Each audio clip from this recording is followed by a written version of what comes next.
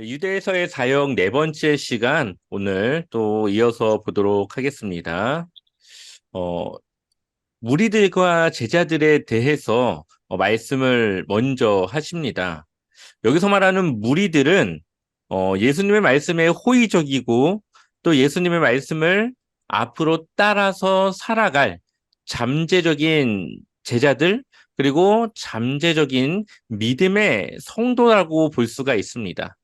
그래서 이 무리는 하나님의 말씀과 멀어진 그러한 종교 지도자들과 또 다른 무리들과는 구분된 자들이고요. 그래서 지금의 제자들과 앞으로 예수님을 따라 살아갈 미래의 제자들에게 하시는 그러한 말씀이라고 보시면 되겠습니다. 자, 2절, 3절 같이 읽어보겠습니다. 서기관들과 바리새인들이 모세 자리에 앉았으니 그러므로 무엇이든지 그들이 말하는 바는 행하고 지키되 그들이 하는 행위는 본받지 말라. 그들은 말만 하고 행하지 아니하며. 아멘. 지금 무리들과 제자들에게 예수님께서 교훈을 말씀하시는데 하나는 그들이 하는 말, 서기관들과 바리새인들이 하는 말은 어떻게 하라고요? 지키되 그들이 살아가는 행위는 본받지 말라고 말하고 있습니다. 왜냐하면 그들은 말은 하지만 행하지 않기 때문에 그렇죠. 자, 네. 어, 4절부터 7절까지 한번 같이 읽어보겠습니다. 함께 읽겠습니다. 또 무거운 짐을 묶어 사람의 어깨에 지우되 자기는 이것을 한 손가락으로도 움직이려 하지 아니하며 그들의 모든 행위를 사람에게 보이고자 하나니 곧 그 경문띠를 넓게 하며 옷수를 길게 하고 잔치의 윗자리와 회당의 높은 자리와 시장에서 문안받는 것과 사람에게 랍비라 칭함을 받는 것을 좋아하느니라. 아멘. 이 서기관과 바리새인들이 하는 말에 대해서는 들으라고 그랬죠. 그것은 이들이 율법에 대해서 해석하는 말들이 아니라 이들이 구약의 율법에 대해서 알고 있고 그것을 또한 사람들에게 가르치는 그러한 일들을 하는데 그러한 구약의 율법에 대한 말씀에 대해서는 지켜야 되지만 또한 그들이 말은 하지만 지키지 않는 그러한 행동들은 따라해서는 안 된다라고 이야기를 합니다. 또한 그들은 어떠한 일들을 하느냐? 무거운 짐을 사람들에게 지웁니다. 여기서 말하는 무거운 짐은 그들이 말하는 그런 교훈들, 율법이 있지만 그 율법을 세부적으로 또 나눠서 그들 나름대로의 율법을 지키기 위한 여러 가지 교훈들과 율법에 대한 해석들을 가지고 있는데 그것이 사람들에게 너무 율법을 힘들게 지키도록 안내를 합니다. 뭐 예를 들면 거짓말 하지 말라 이러한 율법에 대해서 그 거짓말은 어떠한 것이고 또 어떠한 것을 거짓말로 볼 것이며 또 거짓말에 해당되는 행위는 무엇이고 이러한 여러 가지 짜잘한 것들을 이들이 이제 정하고 그것에 대해서 하나하나 다 지켜나가려고 하는 그러한 것들이 있는데 그것이 사람들에게 무거운 짐이 된다라는 거죠.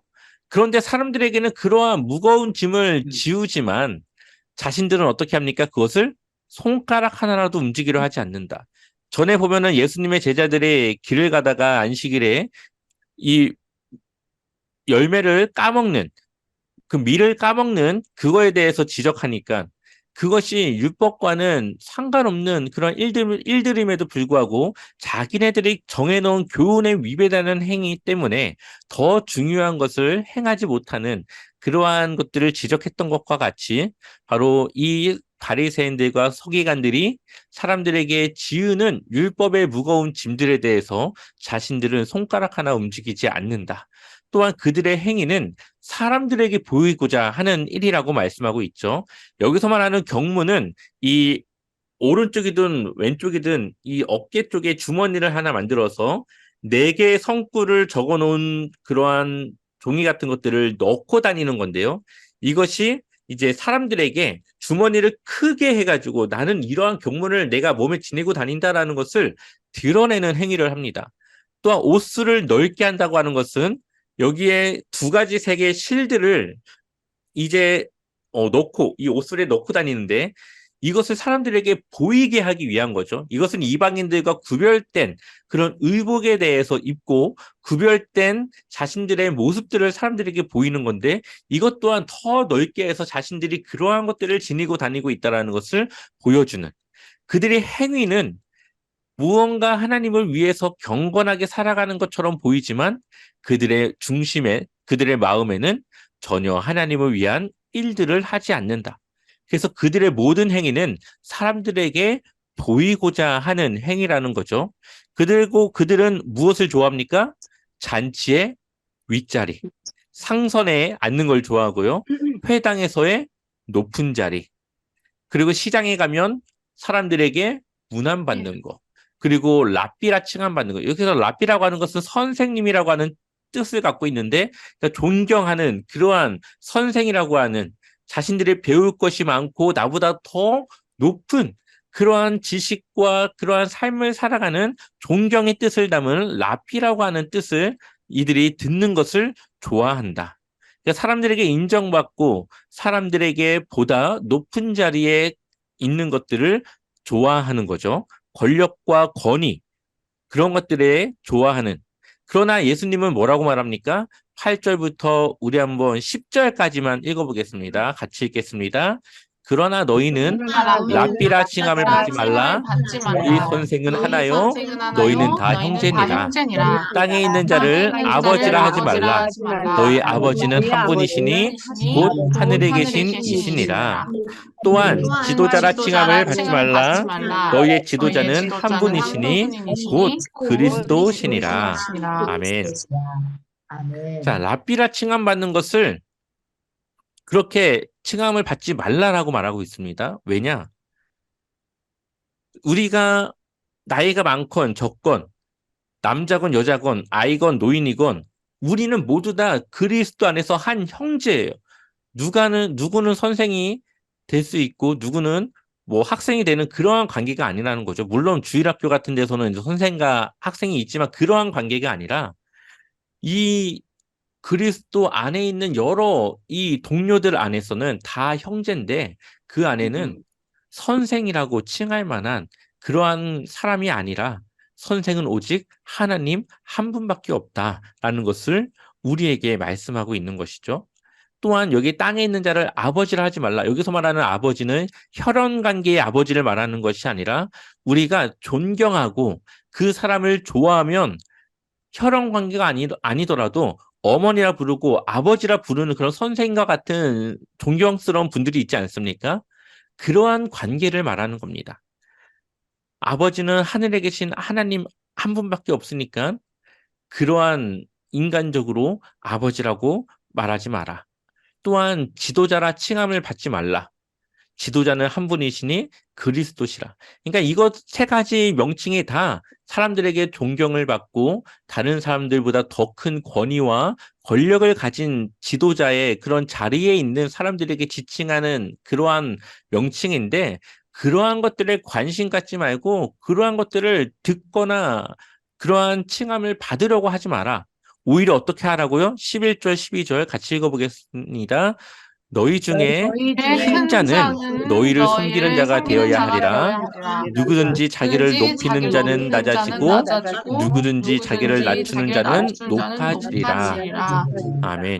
우리가 마태복음을 보면서 이러한 비슷한 문구들 여러 번 보았습니다. 예수님이 항상 강조하는 것, 하나님 나라의 백성들이 항상 생각하고 살아가야 되는 것은 큰 자가 되고자 하면은 섬기는 자의 자리를 잃어버리지 말아라. 높아지는 자는 오히려 낮아져야 되고 누구든지 자기를 낮추는 자가 하나님은 높이신다. 그러니까 세상에 말하는 그런 권력과 권위하고는 반대의 일인 거죠. 그러니 우리가 언제나 섬기는 자의 그 위치를 기뻐해야 되고 낮아지려고 해야 되고 언제나 우리가 낮아진 그 위치에서 섬김의 삶을 살아가야 된다.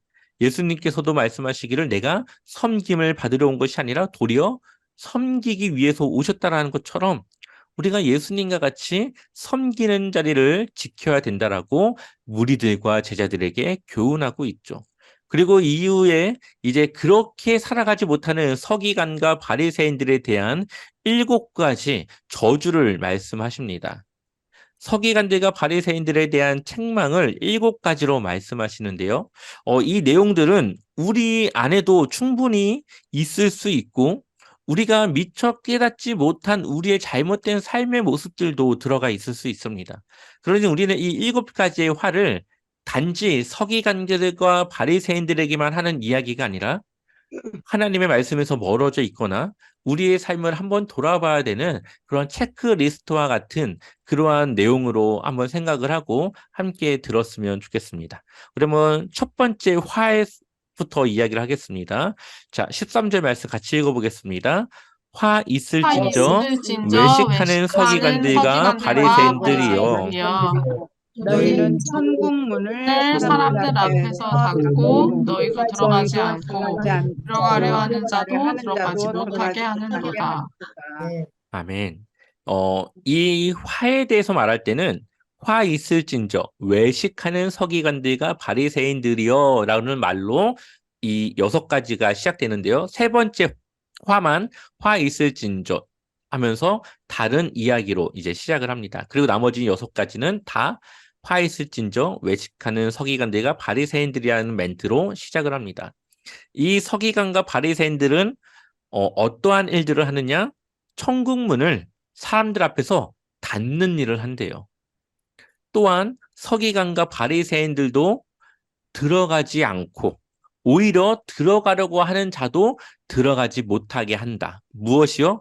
그들이 말하는 율법에 대한 해석의 교훈들이, 그들이 보여주는 삶의 모습들이 바로 그러한 일들을 할 것이다, 하고 있다라고 말하고 있습니다. 그러면서 전체적인 것들을 이 첫 번째 화에서 담고 있는데요. 그것에 대한 세부적인 내용들이 이후에 나오게 됩니다. 15절 말씀 같이 읽어보겠습니다. 화 있을진저 외식하는 서기관들과 바리새인들이여 너희는 교인 한 사람을 얻기 위하여 바다와 육지를 두루 다니다가 생기면 너희보다 배나 더 지옥 자식이 되게 하는도다. 아멘. 네. 두 번째 화에 대해서 말하는데요. 이 개종하는 것 얼마나 중요합니까? 불교라던가 아니면 그 외에 이슬람이라던가 힌두교라던가 다른 이방 종교를 섬기다가 그리스도인, 기독교로 개종하는 것이 얼마나 중요합니까?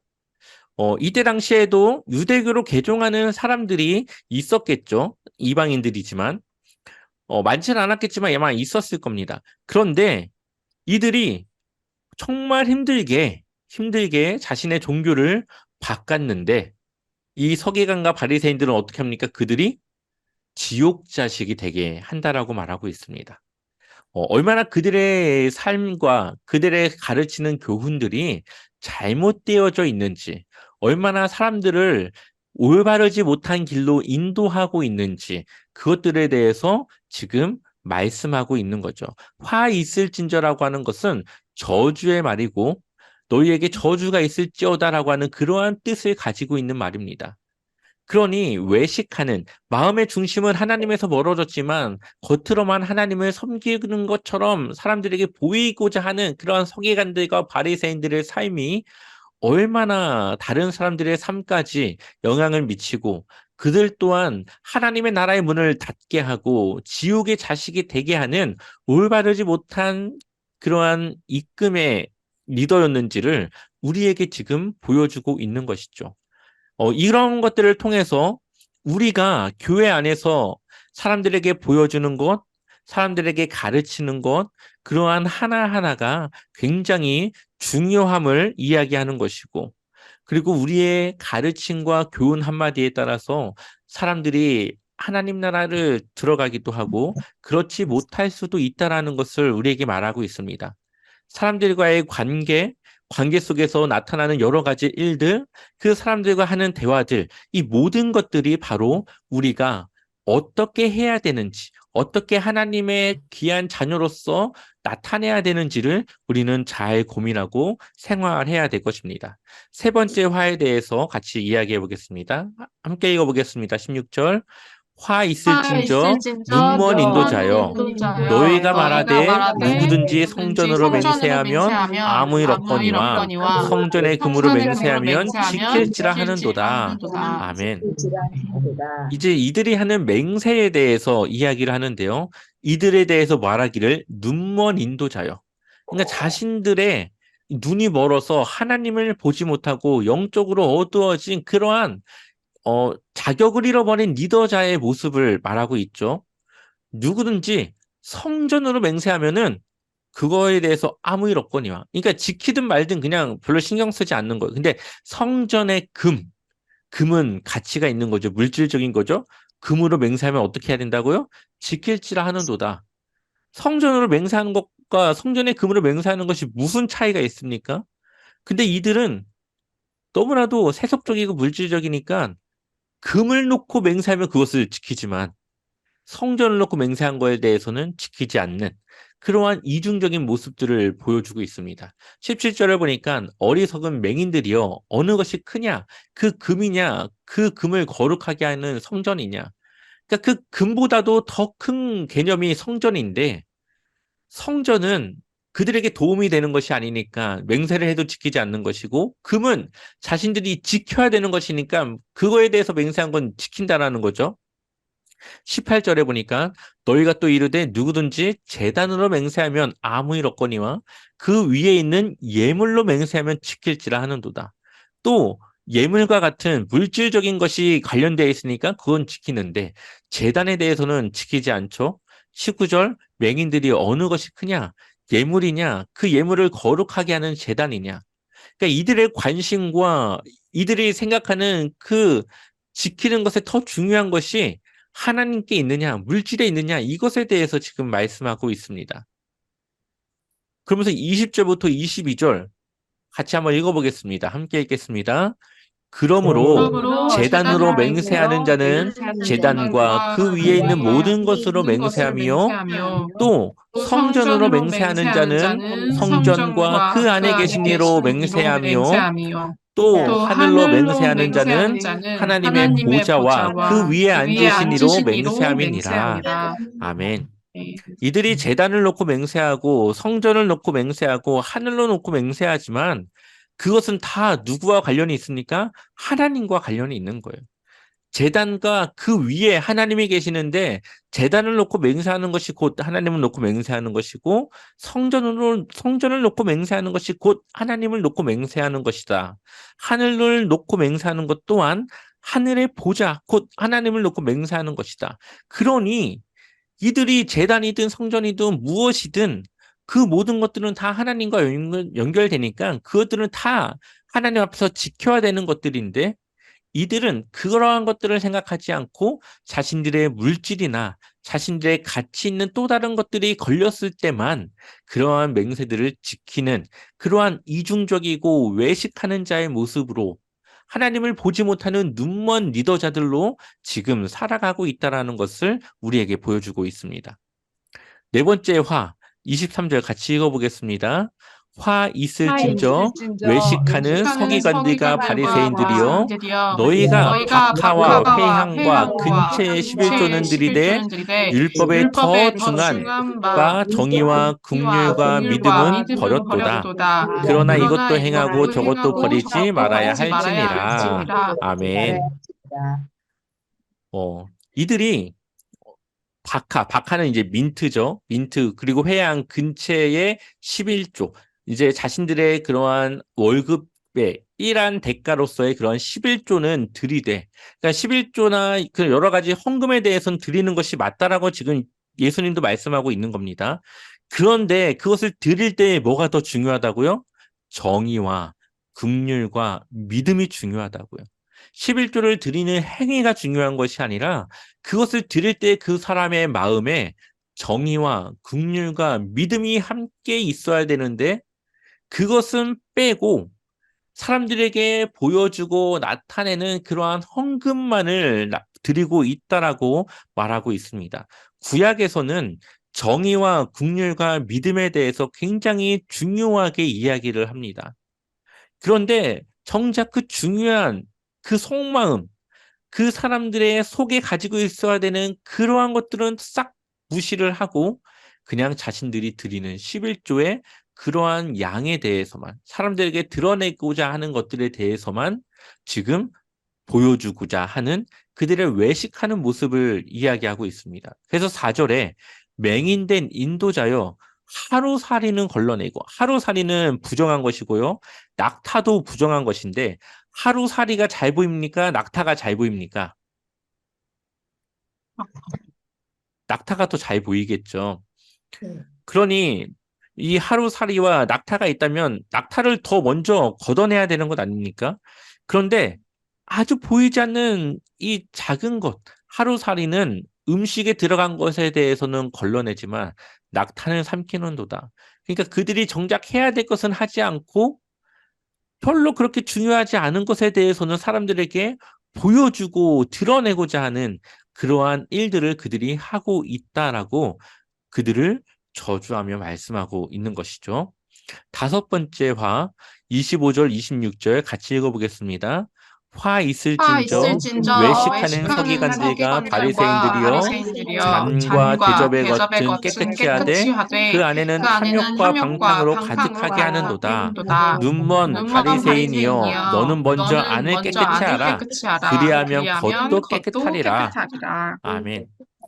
자, 이 대접과 잔, 우리가 음식을 담아서 먹거나 아니면 깨끗한 것들을 그 안에 놓고 쓰는 약간 그러한 용도의 물건들인데 겉이 깨끗해야 됩니까? 안이 깨끗해야 됩니까?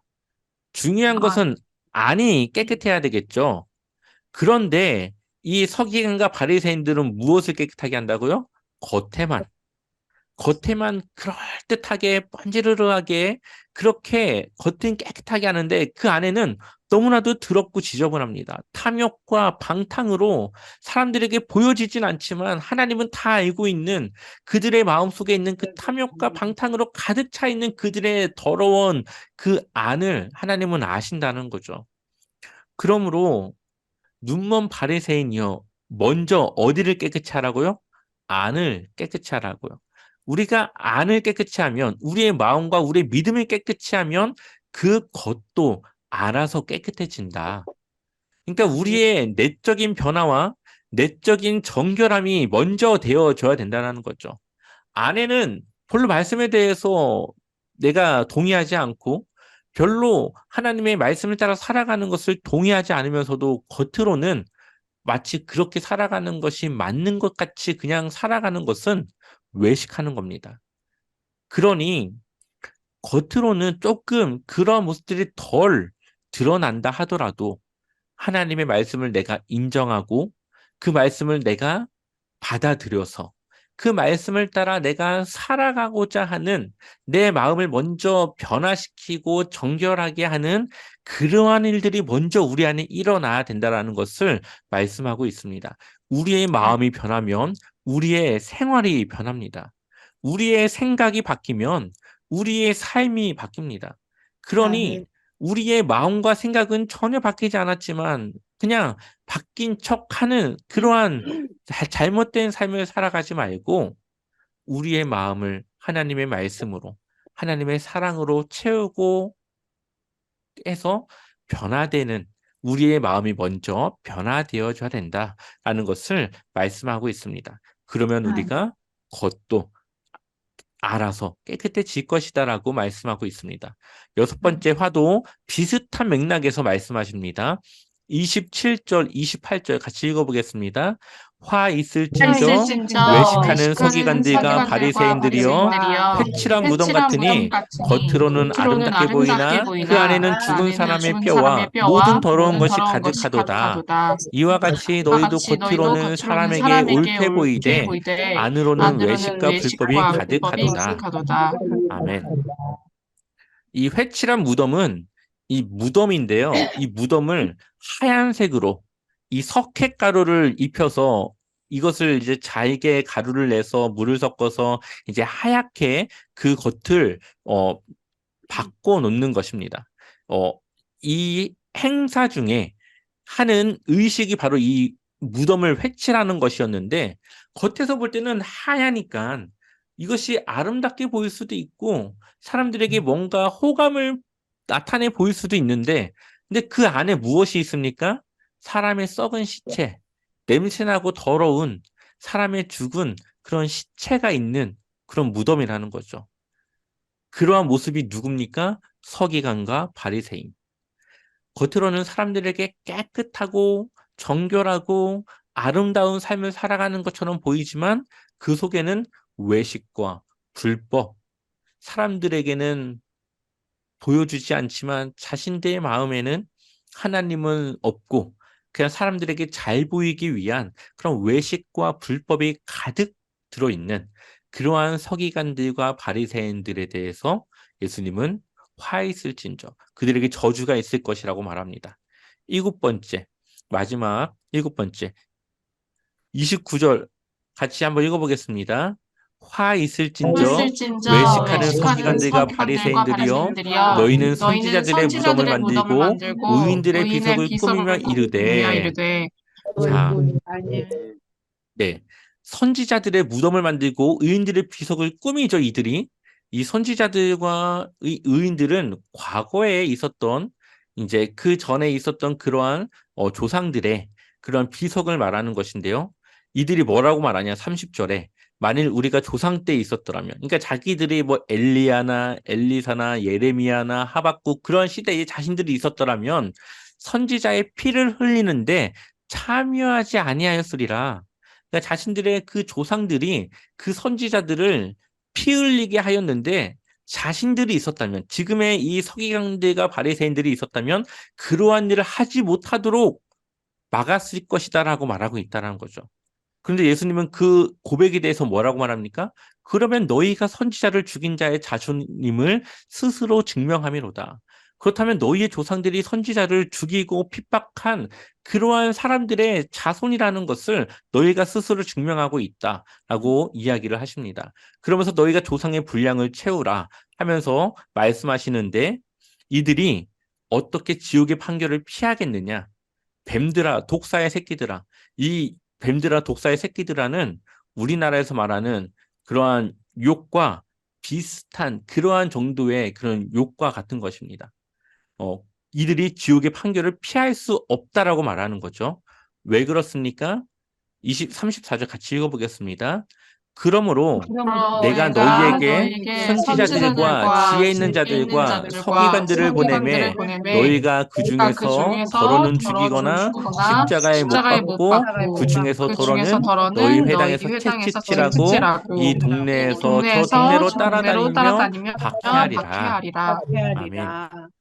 여기서 말하는 선지자들과 지혜 있는 자들과 서기관들은 예수님의 제자들을 말합니다. 앞으로 예수님을 대신해서 예수님의 복음을 전하고 활동할 예수님의 제자들에 대해서 말씀하시는 건데 그 중에서는 더러는 죽이거나 이제 이 서기관들과 바리새인들이 그러한 일들을 한다는 거죠. 또 십자가에 못 박고 예수님이 당하신 그 십자가의 그 핍박과 고난을 이제 제자들 또한 그러한 정도의 일들을 당하게 될 것이다. 더러는 너희 회당에서 채찍질을 당하고 이 동네에서 저 동네로 따라다니며 박해하리라. 누가 그랬습니까? 바울이 그랬죠. 이 동네에서 저 동네로 따라다니면서 박해를 했죠. 물론 그는 나중에 회심을 했지만 그때 당시 그러한 일들은 빈번했습니다. 앞으로 과거에 너희 조상들이 했던 선지자들에게 했던 그 일들을 너희가 똑같이 해서 그 분량을 나머지 분량을 다 채우게 될 것이다 라고 말씀하십니다. 그러면서 의인의 아벨은 최초의 순교자로 보고 있는 것이고요. 여기서 말하는 아들 사가랴는 이 열왕기서에 들어있는 이 사가랴를 말하는 건데요. 역대기에 들어있는 사가랴를 말하는 건데 역대기 책은 구약 성경 중에 가장 마지막에 쓰여진 책입니다. 그러니 최초의 순교자 아벨에서부터 구약의 마지막 책에 기록된 이 사가랴까지 모든 의로운 피가 너희에게 돌아가리라. 결국은 이들이 그 모든 잘못을 피할 수 없다라고 이제 말씀하시고요. 내가 진실로 너희에게 이르노니 이것이 다 이 세대에 돌아가리라. 이들이 그것을 담당해야 된다. 그러면서 마지막 예루살렘의 운명. 어, 예루살렘아 예루살렘아 선지자들을 죽이고 내게 파송된 자들을 돌로 치는 자여 암탉이 그 새끼를 날개 아래에 모은 같이 내가 내 자녀를 모으려 한 일이 몇 번이더냐 그러나 너희가 원하지 아니하였도다. 하나님께서는 이 예루살렘을 향해서 또 예루살렘은 지금 이스라엘을 대표하는데요. 이 이스라엘 예수님을 인정하지 않는 많은 사람들을 향해서 하나님은 예수님을 통해서 그들에게 복음을 전하고 그가 메시아임을 드러내는 여러 사역들을 통해서 그를 메시아로서 맞이해야 될 것들에 대해서 드러냈지만 그것을 그들은 원하지 않았고 보지 못했다라는 거죠. 그러면서 너희 집이 황폐하여 버려진 바 되리라. 예루살렘은 무엇이 있습니까? 성전이 있는 곳이죠. 그 성전이 황폐하여지고 버려진다. 앞으로 이제 그 성전은 하나님을 섬기는 장소로서 사용되지 않을 것이다. 라고 말씀하시고요. 이후에 AD 70년 로마 네로 황제에 의해서 그 예루살렘 성전이 불타게 됩니다. 39절 같이 읽어보겠습니다. 내가 너희에게 이르노니 이제부터 너희는 찬송하리로다. 주의 이름으로 오시는 이여 할 때까지 나를 보지 못하리라 하시니라. 아멘. 서기관들과 율법사들 그리고 이 바리새인들은 구약 성경에 대해서 아주 잘 아는 사람들이었고 미가 성경에 의해서 예수님 이게 메시아가 베들레헴에서 태어날 것을 그들은 알고 있었고요. 그리고 그 메시아가 와서 눈먼 자들의 눈을 뜨게 하고 다리 저는 자들의 다리를 고치고 죽은 자를 일으키는 그러한 여러 가지 사역들 할 것들에 대해서 이들은 알고 있었습니다. 그것을 통해서 예수님이 당연히 메시아임을 이들은 제일 먼저 알아봐야 되는데 그러지 못했죠. 오히려 예수님을 어떻게 합니까? 핍박했고 나중에는 십자가에 못 박아 죽게 되는 일들을 이들이 행합니다. 그리고 주의 이름으로 오시어 할 때까지 나를 보지 못하리라. 결국 하나님의 그 심판과 진노를 피하지 못할 것이라고 하면서 이 예루살렘과 이스라엘에 대해서 말씀하십니다. 물론 여기에는 예수님을 믿고 따르는 그러한 제자들과 여러 무리들은 제외하고 그 예수님을 받아들이지 않고 인정하지 않은 다른 이스라엘의 사람들을 말하는 것이겠죠. 그러한 일들에 대해서 말씀하고 있습니다.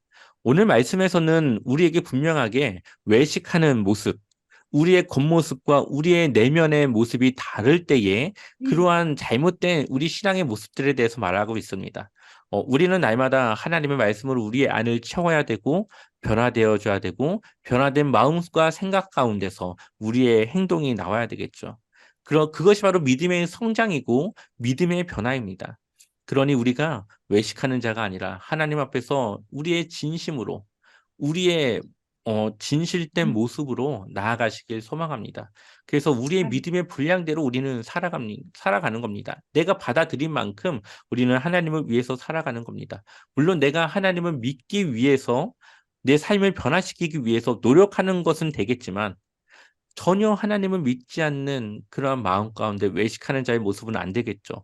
물론 우리 교회는 그런 분들은 없겠지만 우리가 언제나 우리의 믿음 가운데 우리의 마음이 먼저 변화되어져서 하나님을 인정하고 믿음으로 고백하고 그러한 고백과 믿음 가운데 우리의 삶이 변화되어져서 주님 앞에 우리가 온전한 거룩한 자의 모습으로 나아가시기를 소망하겠습니다. 네, 다음 시간에는 성전 파괴와 마지막 때의 첫 시간을 함께 보도록 하겠습니다.